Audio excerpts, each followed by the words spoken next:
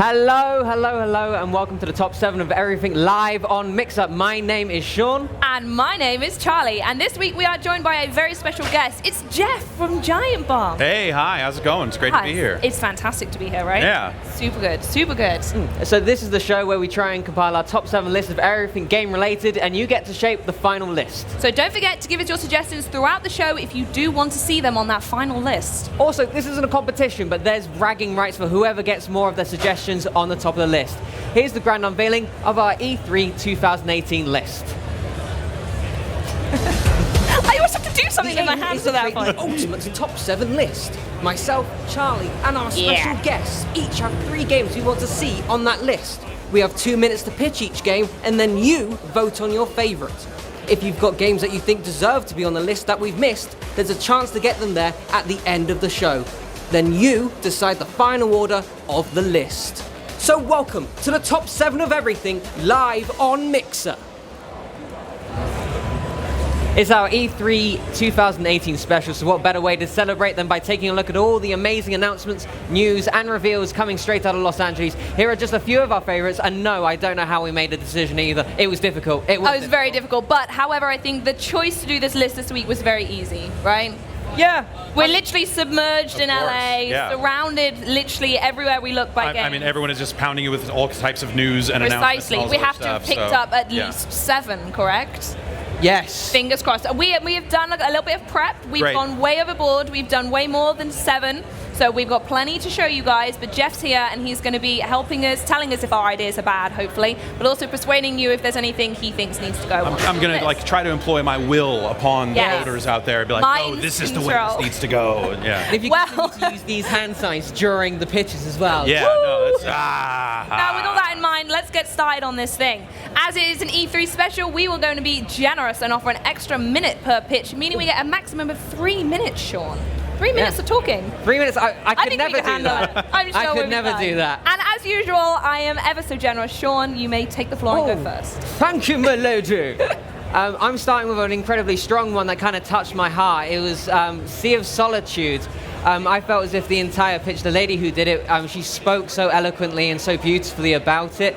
I mean, the fact that... Wait, are we doing a list on just people who presented things? Yeah. I mean, that's a list, right? I'm just going to talk about the people who did well. Okay, Phil Spencer, done. Yeah, he did great. I liked his jacket. I'm talking about fashion. The carpet's really good here. That's the most important thing. You and carpet. Seriously, Sea of Solitude is an absolutely fantastic game. It's all about loneliness. And I think sort of getting mental health into the more of like sort of mainstream gaming is fantastic. And I mean, I keep saying this, but the way the lady spoke about it from Joe May, the company that's working from Berlin to make the game, she pitched it so eloquently and so beautifully because she was so passionate about it, and I thought that was absolutely beautiful.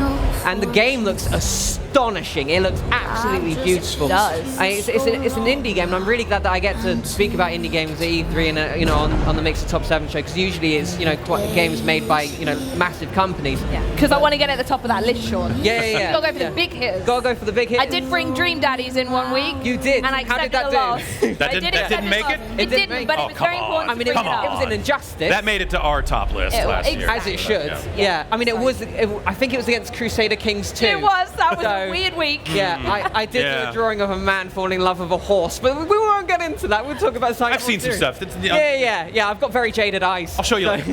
Okay. And it's an incredibly beautiful game. The art style is incredible, and the fact that they are talking about mental health and loneliness and the effects loneliness has on human beings as a whole, not just gamers, is just great. And we've seen Hellblade do that recently.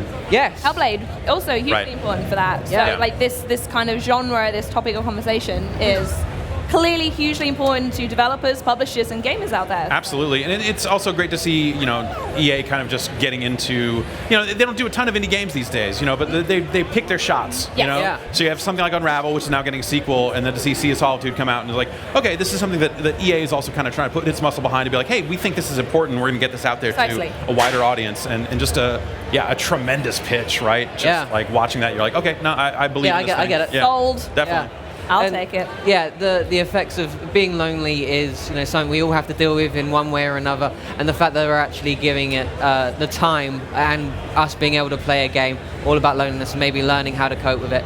I think is just great, and why I think it deserves to be on the Mixer Top 7 E3 list. Wow, that is, yeah. I'm going to follow that with, well, we'll see what I'm going to follow that with. Crusader Kings 2. I just love the horse. I must They brought pitch it back. again. They just mentioned it here this week. Why not? Now, my choice is, I have no way to build into this. It's Maneater. It's a game. Very similar. It's an action RPG game where you play as a shark. And as far as I could gather from the trailer that we saw, the whole point of the game is to just munch people. If you're playing it properly, this is also a game about loneliness. Yes, because the shark will be the only thing left. Oh, that's so deep, Jeff. So, Literally, the shark is only trying to hug them with their teeth.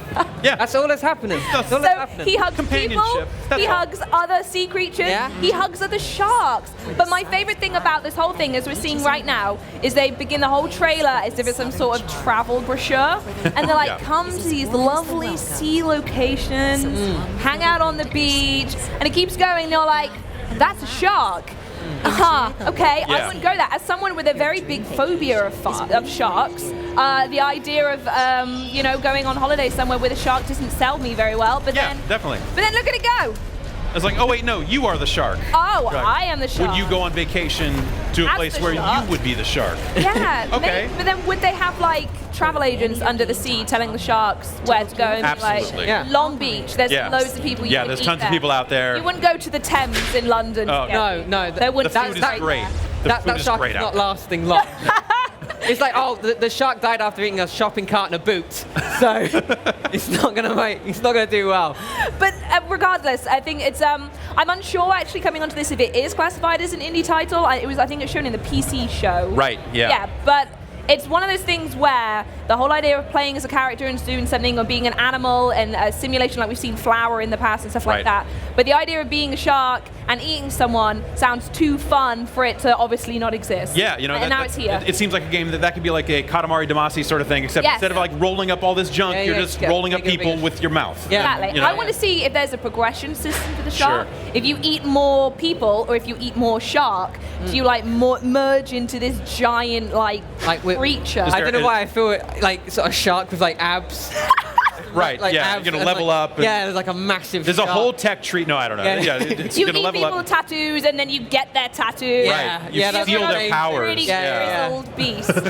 I think we're writing a much better game. So vote for our shark game. Yes, our shark game. We're making a shark game. We'll come up with a different name. We'll just call it Project Maneater for now. We'll get a better name. But I'm not seeing anything like it. I think, me personally, I had so many hopes for other games I have heard of that were going to be here this week that didn't turn up. Yep. So I always love it when definitely. E3 comes around and there's a game you had no clue even existed, and it just kind of sweeps it, and now I'm talking about it on stage, saying it's one of the best. That's like the best case scenario. It's just like, we came into the show knowing a ton of the stuff, whether it was stuff that had leaked out or previously announced. Yep. But the best case scenario is like come in and leave with like a new favorite thing to be looking forward to. Like, I didn't even know this existed. And apparently like for me, yesterday, it's here we are. shark Yeah. eating. Well, everyone's got something. Precisely. Yeah. Sean, do you want to tell us what your next choice is? Can I just quickly say, no, you Crash Bandicoot is behind us, just in case you're like, I don't know what's going on here. There's no setup for Crash. Yeah. This is just happening. Yeah, that's Gavin. He's a good friend of mine. Crash does what Crash wants. Yeah, There's no stopping exactly. him. You can't Never stop ever. him. It's a He's a man in maverick. shorts. Yeah. Just let him get on with it. Oh no. Yeah. Right. So here's my second choice. The format's changed a little bit. You will get used to it, I promise. But I'm going to start off. It feels like I'm starting off, because this is one hell of a starter. It is The Last of Us 2. I mean, I think you guys have probably watched Mixer Top 7. You definitely have. It's a very good show.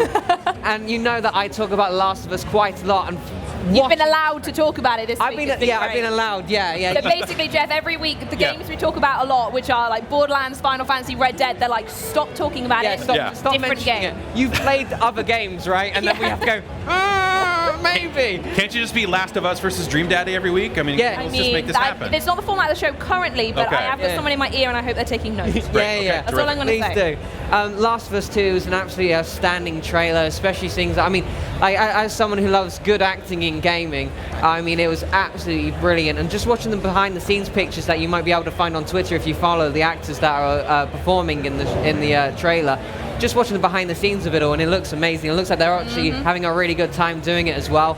The trailer was absolutely brutal as well. And there's one thing, like, I've got other notes that in my brain that I feel as if I need to mention, but right now I feel as if I need to mention the fact that, you know, when you hide in bushes, like in gaming, it's just like, I'm 100% sure someone's going to see me in this bush. Of course, yes. They've got this dead on. They got the bush textures dead on. It is so good. Like when Ellie's sorry, I talk about level bush text. All I can think of is that I hope Epic are listening. Yeah. They need to know. They need to know. Naughty Dog needs to know about this. Because like Naughty Dog, well done. Actually outstanding. Seriously, they just like Ellie just makes her way through the bushes, and like at no point do I think, well, that person's right next to her, so you know she's obviously going to get caught. It's brutal. It was magnificently. In fact, I'm going to hijack here, even though this isn't my point. I think there's something that was really, really important. Just me personally watching that trailer, and it connects with the brutal thing, is that kiss.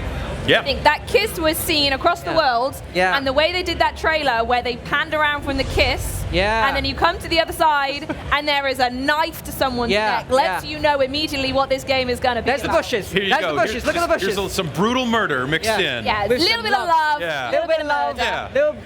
You That's the tagline to our show. Yeah, exactly. You were going to say the same. Yeah, I was. and they're showing this demo behind closed doors, and it's literally, you know, my understanding is that it's largely the same thing that they showed at the press conference, but someone definitely like playing it in front of you, which is a nice indication of just like, hey, here, this is a section of the game that they polished up in a way that like you start to feel like, okay, this is what the final product is roughly going to be like. When people bring final products to the show, instead of when you see some demonstrations where you're like, it's sort of, people call it like a scripted gameplay. Exactly. You can tell by how smooth the camera is panning. So when you see actual, like someone we're getting real dirty and playing a game, definitely, you can get extra. I've touched a lot of games over the years that have been like, okay, we have this demo that you can look at and go, here's what the game's gonna look like, but we're gonna let you play it, and you can walk around a room for a minute, and hopefully it won't break, and that's about it. And so my understanding is that everything they showed at the press conference is literally like a playable thing. And it genuinely felt like genuinely cinematic as well. Like I felt as if I was kind of watching a movie, and that's kind of what I love in games, being able to like, you know, even if I'm not playing it myself, to be able to watch it and have like an amazing time without the commentators being like, you know, like really funny and that. They could just be silent and I could just watch the game. Genuinely brilliant game. Well put together. The announcement themselves, you know, right at the beginning with the banjo and like they did have a choice watching in sort of like the location being set up as if you are at the it was great, and I absolutely loved it, and that's why I chose Last of Us 2. Wow, and on that note, because I think our last choices in this particular segment are quite similar in the way they were set up.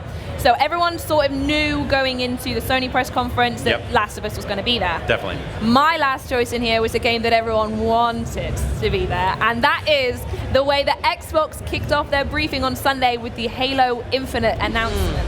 Now, there was the way it's all set up in the trailer. You're like, could it be? Could it be? I hope it is. I'm not sure. And then you just see the helmet, and it's like boom. The music hits. You're like, okay, Xbox is here this year, and like the way I approached this particular choice for this segment was that for me, Halo set up as kind of an example of what Xbox needed to do this year.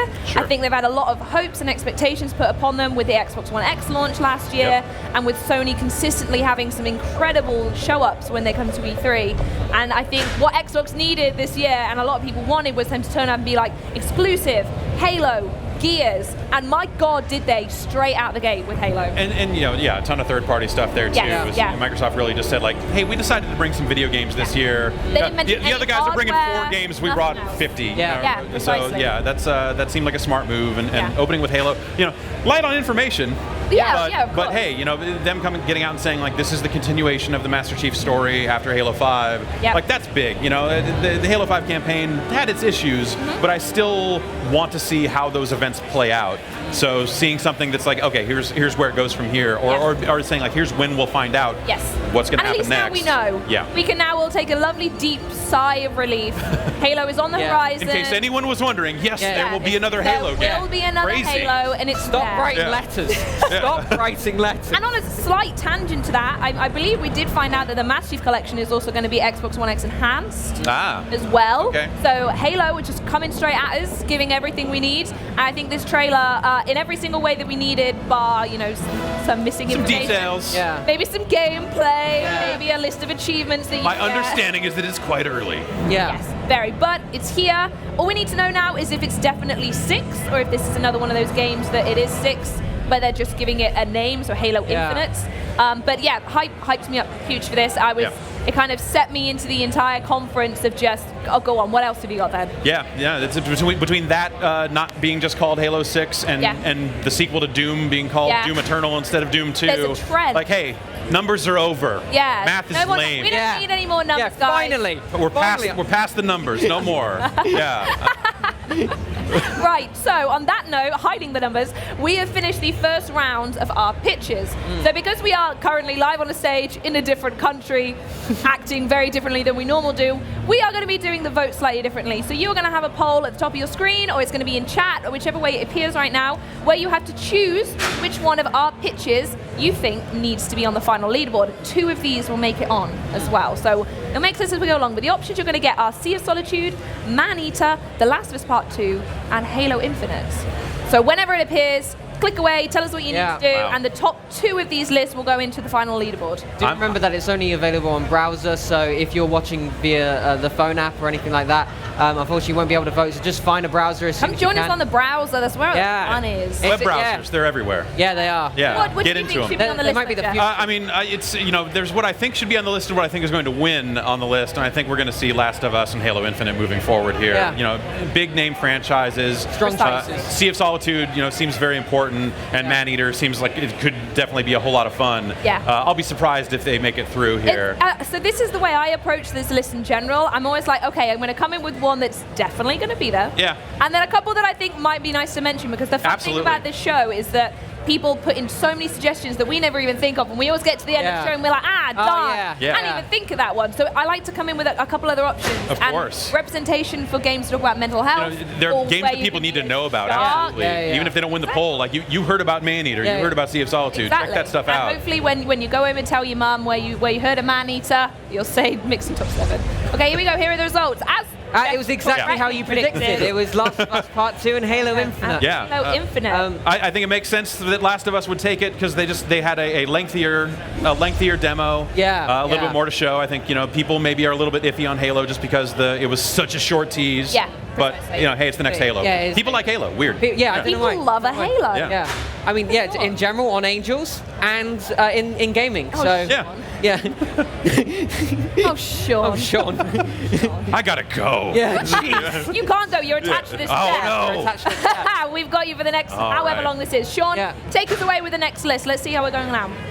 So here's another strong contender. I'm reading this on the screen right now. Okay, fair play. Of course, Kingdom Hearts 3. I mean, the 2 trailers that were shown at 2 conferences were absolutely outstanding. They did cover all bases. They definitely did with all the characters. And also, what I wanted, what I took from it the most is, I mean, especially right now at the beginning when it's Elsa, isn't it, from Frozen. So the amount of kids or people who are just fans of Frozen, who are may not or may think about potentially playing a game. As soon as they see one of their favorite Disney characters of all time, Elsa, they might be like, you know what, I might give this game a go, and it might lead them to actually playing different games, like very similar Last of Us 2. Very similar. Of course, they're pretty much in lockstep. Segue. I'd love to see Olaf and Ellie fight. The part where Goofy just eviscerates that guy. Whoa, man, this is next level. So brutal. But I was thinking, they're changing it up. This is different. It's been a long time since the last Kingdom Hearts, so they've had time to reflect upon where video games has gone. Do you know what? I think we might make this an 18 and R-rated game. I think it's about time we see Goofy chomp on someone.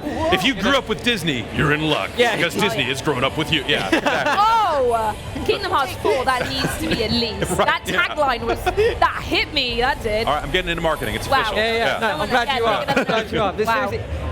The trailer was fantastic, and also, can I just point out the graphics, the CGI with the Pirates of the Caribbean bit with Johnny Depp and just the waves and everything, and just the pirates in general. It was so good. It kind of just looked like it was real life, but I'm sure Johnny Depp probably didn't have the time to do all that. But oh, he's a busy man. Yeah, he's a busy man. He's got certain things going on. Maybe a little less busy these days, but maybe, sure. Maybe. Yeah, he's out there. Keeping himself busy. Yeah. Keeping himself. Yeah. But seriously, absolutely beautiful game. I'm really looking forward to seeing what they do with it next. And no, super exciting time to be a Kingdom Hearts fan. Fair enough. Yeah. Thank you. I'm going to try and compete with that because that's the premise of the show. So my second choice is Ooblets. I've gone again, a bit off the. I did Halo, all right. I did Halo in the first round, and give me a chance to just like wax lyrical about other things. Ooblets to me is a game that I saw E3 last year. Now there's a point to this because we got a new trailer this year, and this year we got to see all these wonderful, cute little things dance. And I spoke on the stage yesterday, actually, to one of the, I think it's a creative developer about it from Double Fine, and that's combat. Apparently, that's how they dance. Of course. And I think in games where we've seen, you know, people getting attacked and brutally murdered, and we've seen The Walking Dead, it's going to get its final season, everything's getting a bit emotional, a bit dark. Definitely. I think a farming, wholesome sim where all you need to do is collect cute, colourful things and your character sort of runs around a bit like that.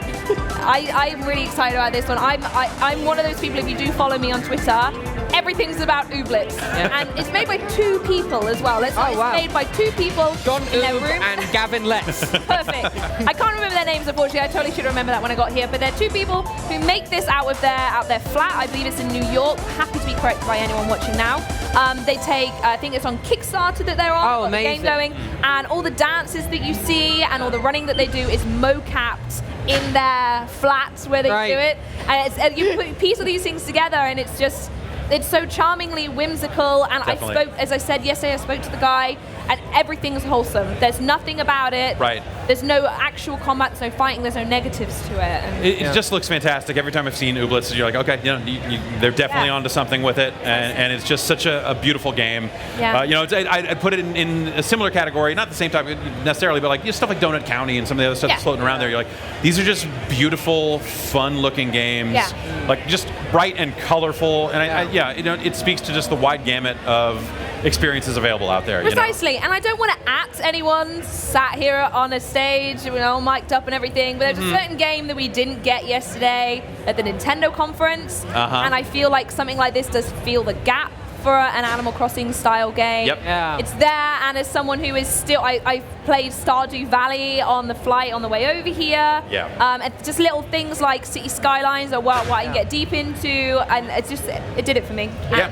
And I want to see it get somewhere. I just want it now. Yeah, I mean, it can't be that far off, right? I mean, no, it can't be. Yeah. Fingers crossed. I'm hoping this year. I'm not going to pressure anybody because, like I said, it's just 2 people in a house somewhere. Oh yeah, if you're mocapping dances in your house, take your time. I want that sounds fun. But more dances in. More dances in. Sean, take it away before I start asking for more things from these 2 more people. It looks like a game you can kind of just tune off and just play and just feel the peace of just doing it. Yeah. Just to say, this isn't just the show that we do on E3. We also do the show every Thursday. Yeah. What's the times we do it on? Oh, okay, here we go. I said I knew this before. It's 9 p.m. BST for the English watchers. Yeah. It's 1 p.m. PT and 4 p.m. ET on a Thursday is our regular time. We're just mixing things up a bit, mixering things up a bit. All right. Sean, please Join my marketing firm. Yeah. Let's do this. Yeah. So we do this every Thursday. So if you enjoy this, please, tune in. Yeah. So this is going to be my next choice. It's one that is a little less brutal than Ooblets. Little less brutal. I absolutely adored this game. It's Sekiro. I thought it was absolutely amazing. It's a new franchise, and do you know what? I watched it, and initially I did think it was going to be a new Onimusha, which I was incredibly excited about. Unfortunately, we didn't get that, but this one filled that hole because it just looked really cool. The cinematics were fantastic. Anytime I see a samurai in a wheat field, I feel good about myself. So it looked absolutely astonishing, and also that explains. Everyone's got something. Yeah. I now understand you perfectly. I've got a poster on my ceiling that is literally just a man holding a sword in a wheat field, and it's just like, I feel better about myself. I can go about my day. I'm ready to go. Let's go. Yeah. But yeah, it looked absolutely astonishing. It looked really beautiful, and also the character looks really cool as well. I mean, it's all about the main character getting killed by his master and being resurrected, which is why he's got a bit of a bony hand. bit of a bony, eh? We've all been there. It's a touch bony. Yeah, a touch bony. But, you know, sometimes we just have to do these things, you know? And we have to go and try and kill our master and then stand in a wheat field. I've got to get that done, actually. Don't let me forget. I need to finish killing my master after the show. Yeah. I'll help you. I will help you. Thank you. I mean, E3's a big place, so he might be somewhere. I'll take South Hall, you take West. Yeah, done deal. Jeff, you wait in the toilets. You find him there. Okay, all right, yeah absolutely. I'm all over the toilets. Yeah. The best atmosphere is in the toilets. That's where people genuinely come to feel relief. That's my wheat field. Yeah, I've got a picture of a toilet. And we've come full circle. There you go. I've got Crohn's disease, so I can, you know, join in on that. It genuinely looked absolutely fantastic. And what I absolutely adore is there's a bit where one of the enemies power bombs your main character, which I absolutely adore. He power bombs and then flings him. And I don't know what it is about gaming, but I love it when you get like thrown or you throw a character. I love telekinesis in games, and I love like just being able to like just throw something miles and miles away. Especially something that looks like large. Like that shouldn't happen. Yeah. Like, there we go. Flinging away. Yeah. I'm basically just living the life that I can't have. I was about to ask, is that a reflection of something you can't do in real life, but you're projecting it, and you're like, okay, I'm going to play I can finally throw this. Yeah. That's why I'm terrible at baseball. But yeah, seriously, Sekiro was absolutely fantastic. It was a great reveal because we knew nothing about it. It looked absolutely gorgeous, and I'm looking forward to getting my hands on it. And on that note, a game we did know that was coming along, and I think it's been spoke about a long time in the run-up as well, is Forza Horizon 4 finally got announced. Yeah. Now, I was very, very late to the game, admittedly, on Forza Horizon 3. I started streaming on Mixer right at the beginning of this year. My first game straight out of the bat was Forza Horizon 3. I wanted to dive into it brand new, meet some people who could help me, and quite literally within minutes, I was hooked. It was the music, it was the driving mechanics. It was, because I didn't get on so well with the motorsport, because it was more on the serious edge. But this, I could just like drive through fields, and it was... Just spin donuts for half an hour if you want. Just get out there and just wreck everything. Be like, everything. It's that kind of like aggressive driving that I love. Yeah. So when Forza Horizon 4 came along, and it was finally confirmed, and that Sean was going to be in the UK, best country, am I right? Yes.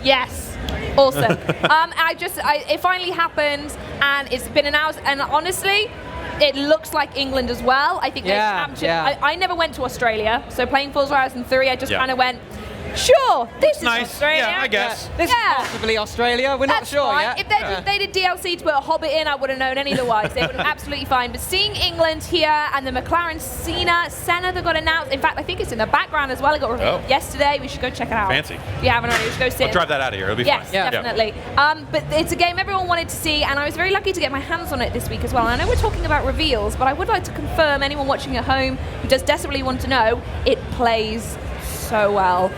There was a particular, because you go through all the seasons, you do like autumn, winter, spring, and summer, and then there's a bit where you're in a rally car and you're jumping, and there's all these motorbikes with like smoke coming out the back. It's all colourful, and there's a bit where they slow it down and they jump over each other, and I felt like dropping my controller and standing up and going, check, this is the one. It's fantastic. It's everything you need. And just, you know, like they've had stuff with drivatars and kind of the AI of your friends coming into the game, but this one having like live, I believe it's like 72 players in an instance, being able to bring real players together into that open world, I think is huge. That's something I've wanted to see more driving games get into since Test Drive Unlimited back on the 360 kind of did it, and to see that finally start to happen again, like, hey, let's actually bring real players together and see what emerges. It's just That's fun. Incredibly exciting. It's so fun. Yeah, it's a big change that I think the Horizon series needed. I think it'll really freshen it up between that and the season stuff. And I think it's coming out this year. Correct me if I'm wrong. Again, I've done a very bizarre tangents of research here, not the correct bit. Hey, they're going to release a Forza game every year, whether you need one or not, so that you can always count on Forza coming. Exactly. So and definitely. On the note of things that was coming that you could expect, it's time for another vote. Yeah. Oh. Are you ready, Sean? Do you want to set this one up? Sure. So I'm going to let you take the wheel, darling. Oh, is that a pun? I like it. Maybe it was, maybe it wasn't. Maybe it wasn't, but I like it. So you guys are going to be able to vote for 4 options. Option 1 is Kingdom Hearts 3. Option 2 is Ooblets. Option 3 is Sekiro. And option 4 is Forza Horizon 4. That's going to come up on the top right of your screen if you're on browser. Unfortunately, you can't vote if you've got the Mixer app, but please just find a browser and you'll be able to do so. I just want to throw out there, if they're doing it in the UK, I really hope that they make it sort of like genuinely UK, and it's you're just stuck behind traffic. Oh, don't. Like a JCB that just doesn't want to move. Oh, okay. So there's a bit in England whenever I'm driving out of London to go to the countryside. This is a very subjective conversation. Like everyone can tune off if you want. You're playing to 3 I'm people. just really annoyed by this one bit of road, and I want to know if they do capture stuff like this. So I'm driving out of London, and it's a dual carriageway. Okay. And on the dual carriageway, there's an Aldi, which means everyone's queued up one side of it, and everyone has to go round it, and it's an absolute nightmare to get past. And I do want these kind of like British annoyances in this game. I just want the names of all the M4. Yes, the M4. Yes, these motorways. I want to get out there and drive. Exciting to people who aren't in the UK. I don't even know what it is. I can't wait to go down to the A303 later today and have a look at Stonehenge. Oh, I hope Stonehenge. Can I fast travel by taking the tube? Do I have to mind the gap? Like what? Will I get stuck behind a lorry? What's happening here? That's I'm going 30 and a 60 right now. I'm not enjoying my experience. Will everything be in kilometers per hour? I assume. These are the questions we need to have answered. But I think, do we have the results? We're nearly there. Okay, we're nearly there on the results. So, Jeff, I'm going to ask you one more time on this round. What do you think the final two are going to be? I think it's going to end up being Forza and Kingdom Hearts. Oh, the big ones again. But Sekiro. Ooh! Wow! Made it. Wow! I'm surprised that Sekiro made it, but I'm very, very happy about it. Thank you very much for choosing it. It's as you said, the fact that no one knew it was coming, but unlike Maneater that was a bit lower key and was in a PC show, Sekiro showed in the Xbox briefing, didn't it? Yeah, I think so. And that's a huge platform for a game to appear. And that whole thing looks like at some point it was definitely named Tenchu. Right up until they put the thing on the screen saying Sekiro, I think a lot of us were like, okay, so it is just a Tenchu game. That's awesome. Yeah. Because Tenchu was an amazing series, but this seems like it is taking some of those roots and moving forward from it with everything that From Software has done since then. That combination seems really exciting. So that's cool that people are resonating with people. We don't have just like those third-party big smashes on there. I do like when it's nice to see new franchises come up, people taking risks. It's clearly people are hyped about it. Yeah. I'm surprised that Kingdom Hearts didn't make it, but cool. Nice. Good work, everyone. Fair play. Right, and then on to that. Shall we go into our final choices? Yeah, our final choices. So again, if you've been enjoying the show, we do it every Thursday at 12 p.m. PT, 4 p.m. PST, and 9 p.m. BST. Look, he's trying. He's doing really well. I'm trying my best. Real time. I'm trying my On best. 9 p.m. BST. You've screwed me off now. 1 p.m. PT and 4 p.m. EST. Again on Thursdays. We're giving you a little treat by doing it a day early. I'm an Englishman who's never been to the US before. And on that note, it definitely feels as if I've been Death Stranding. Oh, Sean! That is my choice. There's something that makes me want to leave. I'm going to disconnect this thing. I really do have to go. That's fair. Seriously, Death Stranding again is come along in last E3. Everyone's sitting there going, what's going on? And in this E3, they're going, what's going on more? It's absolutely He can crouch, though. New information. Yeah, he can crouch. He's got a backpack that carries deliver these packages. Yeah. He's got the baby is still there. The baby's still there, which is always good news. Yeah. It's always good news. I'm hoping when I get home, the baby is still there. So I feel like so have you pieced together what this is? Do you have theories on what this game is? I ended up spending. I think everyone only has theories. Yeah. Oh yeah. But like that's a good thing. Like sometimes, especially these days when you sort of watch movie trailers, you kind of get the entire film and you never have to watch it. With this, it's just question upon question upon question, and you're sitting there wondering why they've got why they've got a baby. Yeah, why the baby? And why the enemies seem to have umbilical cords, and why they're sort of like massive dark beings, and why it's so beautiful and yet so terrifying. I mean, just look at the trailer there. I mean, it looks astonishing. Why you've got a tiny robot? What's the robot's name? Why does it slightly look like a toilet? So all these things you just got to ask about. I mean, don't find Hideo Kojima go, is that a toilet? Because I doubt. I doubt he would answer anything anyway. Possibly. I think he's probably loving all of it. Oh, definitely. He's probably sitting there going, Yeah. Well, you'll have to find out when the game comes out. Either that or he doesn't know yet either. Yeah. They're just making it up every year. Just give him that. What if he was carrying a body around? I don't know. Let's just put that in there. I love the idea of him just going on Reddit and looking at theories and go, yeah, we'll go with that. That's the one we're doing. Yeah. That's the one we're doing. Line that up. it's got like wonderful horror tropes. I mean, especially with the sort of the Jurassic Park style, like hand hitting the mud and like, you know, creating that, and like the cold air being blown out the mouth as well. I just thought all these things, like, you know, it's definitely coming in strong with the horror. And also, I mean, one thing that I was slightly disappointed about, because I'm a massive fan of Hannibal, is Mads Mikkelsen wasn't in the trailer for this one, but that's fine. Because because he's such a good actor. But I absolutely adored this trailer. I adored the announcement. I thought they did it really well. And although I have so many more questions, I'm looking forward to finding out what the answers to those questions are. Do you have any idea when we are going to get answers?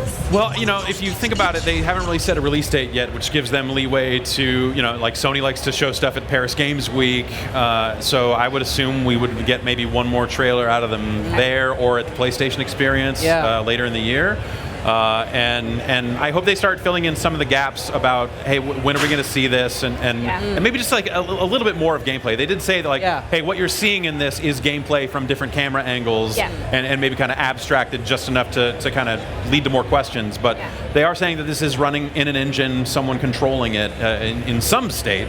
My understanding, and I'm not sure how much of this is like just me working it out in my head or not, but the baby is the clone, and so in the previous trailer, when everyone ages, well, you need to have backup plan in case you get aged to death, and the baby is the backup. And maybe that's why all the umbilical cords are on the enemies, because everyone's just kind of a clone or something. And maybe that's what the little bug that the lady ate at the end there was like growing another baby. I don't know. I'm just spitting ball in here, but it seems like that could be it. I think some of that has been maybe mentioned in an interview here and there, but I could be making all that up. It's like there. See, look. There you go. Little babies everywhere, flashing lights, umbilical cords, got and everything. you got the enemies in the umbilical cords, and that's a way of finding out the flash. I think my favorite thing from all of it is that flash. I just like the noise that it makes, the way it moves. It's weird to have such a noisy thing in a stealth game. You know, you're used to just like, okay, everything needs to be quiet, but if these things are going to like detect your breath and you got to cover your mouth or whatever it is, it's great. And it's a different kind of stealth, I guess. And talking of games doing a different kind of something, I'm going to talk about my game next. And my next game is Fallout 76. Now, we did know about this going in. We had a little bit of information here or there, but now it has officially been confirmed that this is actually going to be one of the first true multiplayer Fallout games.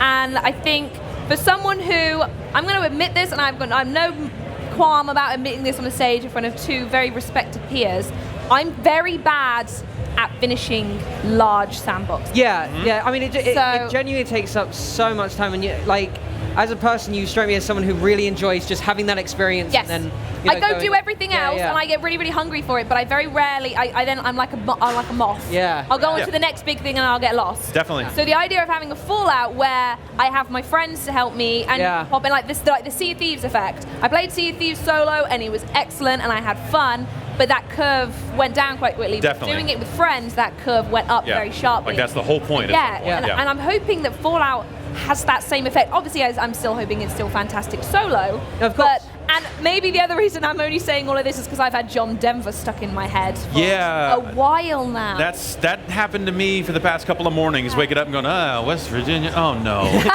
it's been a... Oh, it's back. It's been a weird show. And I did see something this week, actually, apparently that was a re-recording, I think, of that song. And it's being sold for charity, and it's going to go into charts. And all the money is, it's going to go to charity. So just an additional thing on top of the release of the game. I mean, looking at the game is spectacular in itself. It's beautiful. Absolutely it's a Fallout game, just looking at it. I mean, I assume we can expect to see familiar things such as Dogmeat. I'm hoping we get to come back, who I think we decided another week was one of the best gaming companions. And I'm hoping to see more Deathclaws. I don't know, my best friend in the whole world was Forks. I'd kind of like Forks to be there. I'm curious because I what they do with companions if it ends up just being humans only, because they did say like, hey, there's not going to be any NPCs in this except for robots and like story terminals and stuff like that. So it really sounds like a pretty dramatic departure from what they've done in some of these other Fallout games, and I know that's been controversial. You know, people are definitely like mixed about it a little bit. And we do get to see it quite soon as well. Yeah, definitely. I think I'm open to them doing something new. I think Fallout 4 for me was too rough around the edges in a way where I'm like, I need to see something different out of these studios. So absolutely. So I'm looking forward to at least hearing more about it. Yeah, fantastic. And it's 4 times as big as Fallout 4, which is massive. Which makes it even more likely I won't even scratch the surface. Well, as long as you build out your corner, it'll be fun. Yeah, my corner's going to be great. Yeah. Everyone come to my corner if you want to have a great time. Don't worry about the other 99%. I'm sure that's all good too. Talking about corners that are well guarded, here it is. This is a good segue, I promise. Nailed it. Yeah, Spider-Man, he guards one hell of a corner. It looked amazing. It looked astonishing. I've been looking forward to playing a really, really good Spider-Man game in a very long time. I don't know, maybe 15 years ago is the last time I played a Spider-Man game, and I genuinely loved it. And this one looks astonishing. The acting looks great in it, which is obviously always important to me. And it just looks great. And I mean, the trailer they show you, where they sort of introduce 5 bad guys at once. It's a beefy trailer. It's a beefy trailer. It's a lot very of stuff to unpack trailer. just in this trailer. Especially with the bit where he's trying to maneuver through the containers, and he has to do I forgot that I can't stand because I'm tethered to the chair, and also I have no history in gymnastics. You know, when he does this, genuinely it looks great, and having Electro and Rhino looks cool, and I'm 100% sure the voice at the end was Dr. Octopus, but we'll just have to find. Yeah, that's the bit I want to know. It would make sense. Because everyone had new technology all over them, and Electro had a new suit and stuff. That chase really with him was. Yeah, it's so good. I mean, again, piggybacking on your thing, the thing that got me the most excited by this, aside from the combat looking superbly the combat fluid, looks fantastic. It's that the web slinging is what people It's the want. thing you have to get right if you're making a Spider-Man game, and they haven't always gotten it right. No, they haven't. But with this one, it feels as if genuinely because sometimes when you play Spider-Man games or the sort of Batman series, it feels as if when you're doing the combat, he's essentially killing them. You know, he's doing these punches and then he's slamming the guy against the wall. Right. You know, Batman's rule is kind of being ruined right now. Dude. But hurting them. but with Spider-Man, first of all, it looks cool. It looks amazing. I mean, especially with that web slinging action, and the fact that you could just jump around, which looks awesome. I love jumping around and doing cool stuff. But it doesn't look like he's doing massive harm to the enemies. Yes, he's knocking them out, but he's not. He's still a relatively little guy. Just tucking him to the side. Exactly. He's going to web him to a wall and be like, I got to go. Just seeing this in action. Last year, I felt like what they showed was maybe it looked a little too scripted. It was hard to get a sense of just is this going to actually pan out? But everything they've showed this year, and they're letting people play it here at the show, it's got that kind of Batman Arkham style combat and a lot of the movement and stuff. You know, it's you're still going to be I'm going to hit this button to go here and do that, but it just feels tremendous. And that's I think the moment any of us get our hands on a controller, and we do that web sling for the first time, and we get that combo to go around the cities, using your web sling and actually, traverse it. Because the last time you proper had a time where you can travel around a massive city in that sort of way was Saints Row 4 when you sort of had flying and stuff like that. Right. Spider-Man, it looks good, it feels good, it looks like it works really well, so you don't accidentally web yourself on a building and you go the wrong way. It looks intuitive. It's still a skill thing too. It's not just hit the buttons and it'll just be magic. It's still look at these kind of grapple points and move. But there's a ton of grapple points, so you can kind of free form it. And it looks like it's shaping up really well. Yeah, it looks great, and I'm genuinely so excited to see it. As a Marvel fan myself, I'm really excited to see what they've done with it, and in the trailers, it looks great. It looks great. It does. And on my final choice, I've saved the one that I think people lost themselves the most over. And we've had some incredible games at E3 this year. I think most people, if not everyone who's turned up at E3 this year, have absolutely smashed all expectations. They've given you in some way, shape or form what we want, what we need for the next 12 months to get gorge on. Yeah. But for me, I've mentioned already, my favorite presenter is Phil Spencer. I'm going to say this a few more times in case he wants to know where I am. I am here right now, Phil, if you want to know. Phil Spencer rounding up the Xbox briefing. And when he talks, that everyone listens. Yeah. Everyone listens to that man. Yep. Got a presence. So for him to be interrupted by a hack at his own briefing, and for Cyberpunk 77 to finally appear and to close the show. Yeah. Close the show. The game, we're going to talk about the game in a second, but if we're talking about E3 reveals, that is the reveal for me that stole the show, and that's why I wanted to mention it right at the end. 100%. Yeah. Okay, so I was sat watching it. I was behind the scenes, getting everything ready. I had no idea this was going to happen, and suddenly Phil got cut off, and I'm like, what's happened to Phil? Is everything okay? Do I need to go upstairs and give him a hug? And then it went into this, and I'm like, yes, CD Projekt. Yeah. You smashed it with The Witcher 3. You've come out with this, and I heard from a friend who does enjoy this sort of stuff that it was a tabletop thing before, right? Yep. Which I never knew about, and the way they've actually padded this out into what looks to be a huge world. Yeah. Woo! I mean, that's what this team does. I mean, you look at The Witcher, it is not short on content. So, you start to understand why a game like this might take a really long time to come along. Yeah. And actually, I think, we knew going in that they were going to show something here. Yes. Yeah. And I didn't expect it to be this much. Yeah. This trailer is meaty. It just, there's a lot of detail here. And the aesthetics in it tremendous. are stunning. And they're showing it behind closed doors. They have a 50-minute demo where they go into details about, hey, this is a first-person game. You're going to play as a character named V. You create the character, male or female, give it a backstory, all this other stuff. And so the more details they say about this, the more I'm like, yep, okay, I'm in. Yeah. And we're going to find out some more details right now via the poll. So you guys are going to have the opportunity to vote for your favorite out of the 4 that we've had so far. So the options, number 1 is Death Stranding, option 2, Fallout 76, option 3, Spider-Man, and option 4, Cyberpunk 2077. Let's hope that the vote doesn't get hacked.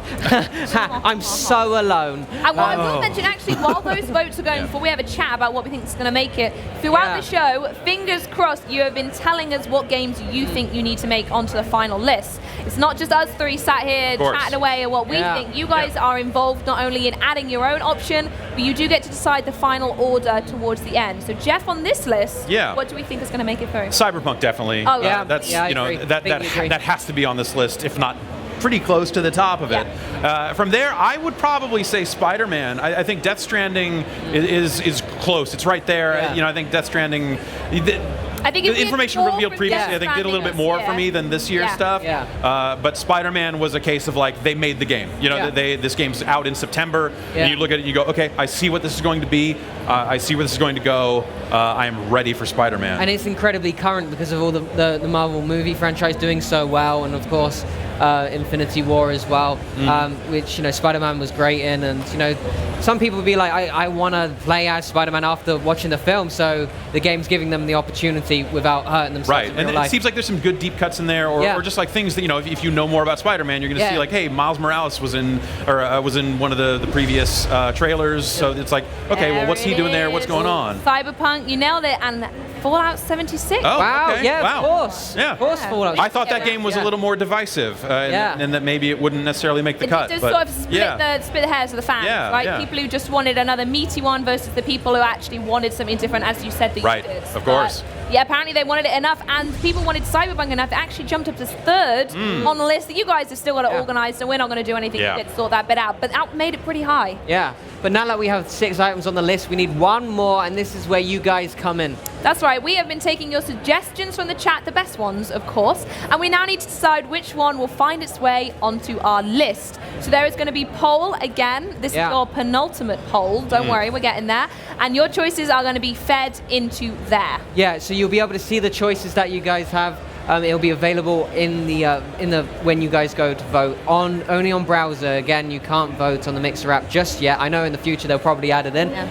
They're pioneers, but they will. Yeah, for now you'll have to just do it on the browser. So if you're really keen on making sure some stuff makes it in, then please make sure you and vote. some your voice is insider knowledge heard. as well. As we're sat here, we're not being told what's in this one. No, we have don't no know. idea. Yeah. Actually, does anyone have any things that we would like to be there before we find out what they've been? I would say Devil May Cry 5. Devil May Cry 5. That was definitely a trailer that I now saw. With Dante. The Resident Evil 2 remake, not to just go all Capcom here, but that was a couple of bangers that they had there. I think both of those are pretty big standouts. Tetris Effect. The PlayStation VR game. Got to play a little bit of that. you know, you might think like, oh, it's just Tetris. No, it is Tetris in VR, space whales, things on fire all around you.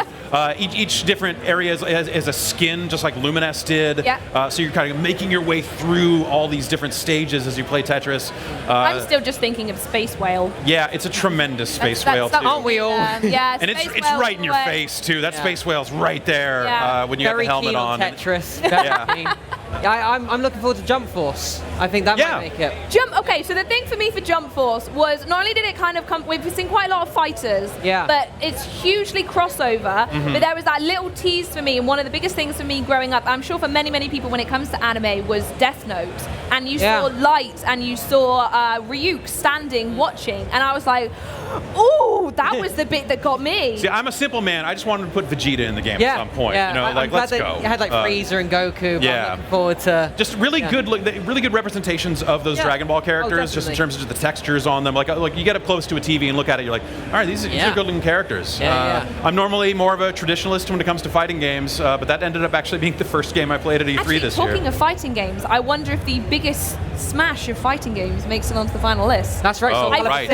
Yeah. Stop it, Sean. No, I feel like that Nintendo conference was almost solely dedicated to Smash Brothers. It was a whole lot of Smash Brothers. Like so many sections on each of the fighters as well. It's almost as if they didn't have enough to fill out the time and needed to go super deep on Smash Brothers. That's a deep cut.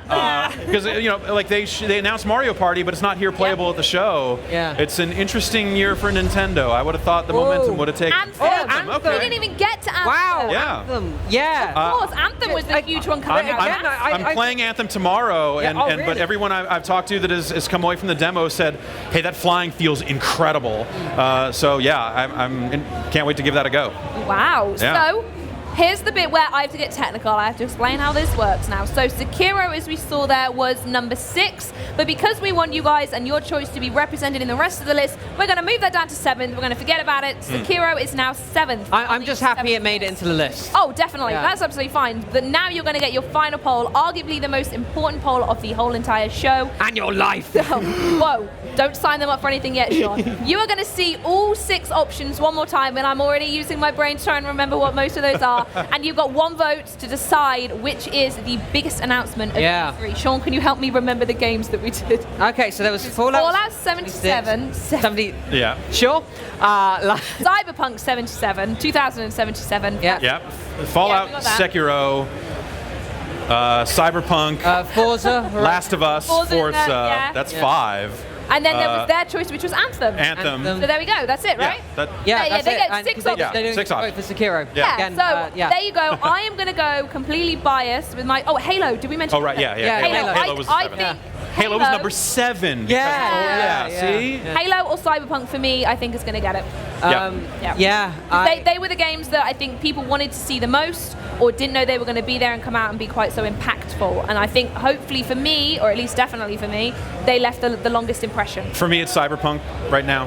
There's still some stuff I'm going to be playing over the next day and a half here, but right now, everything they've shown about Cyberpunk, I'm like, I want to play that game, but also take your time, make sure it's right. It's really standing out. Yeah, I think it's going to be between Cyberpunk, Last of Us, and Fallout. Pick one, Sean. No. That's the show. No. They'll pick one when the list comes up, whether it's all. Well, I'm going against the show. I think it's those 3. I bet it'll be a sequel because I think people, people want to see more from. I think Last of Us has a really good shot here. Yeah. I might as well go with my choice. Then I'm going to go with Last of Us. Yeah. Yeah. I think those are the 3 that I think for each party that turned up, those are the ones that showed up. But I'm interested to see, because obviously we're not seeing what you guys are saying in the chat. We're not saying the amount of people who have been saying Anthem. And last week when we did the show, we spent an hour talking about our choices, but both viewer choices actually were number 1. Yeah. So to be honest, we should just probably start and the people will speak declare Anthem and one. Oh, see how it goes. Cyberpunk. Yeah. There we go. That's the 3 I said. It was. But then you I did say an order. No, I only went with my choice. But yeah. And I know there's no bragging rights, but Jeff, we nailed it. Yep. We got it. We knew it was going to be there. And then there's Fallout 2nd, Last of Us 3rd, everything else. Anthem actually was 6th. So a lot of people clearly wanted it, but there was a lot of heavyweights that would put in the ring. So we do Mixer Top 7 every Thursday, so please make sure that you tune in for that. So that is it for our E3 special. Thank you so much to everyone who helped shape our final list. In the end, I think the right decisions were made. And I could not agree more. And a special thanks to Jeff, who came along and helped us out. Thank you so much for having me. Hopefully use that mind control. Maybe you wanted out some I had to hack the poles here, my implant, doing the whole thing. And unfortunately, Jeff won't be with us next week, but you'll be able to find us at 9 p.m. BST, 1 p.m. PT, and 4 p.m. ET every single Thursday on mixer.com/Mixer Top 7. And make sure you follow the channel so you get a notification every time we go live. We'll see you next time on Mixer Top 7 of everything. Thank you.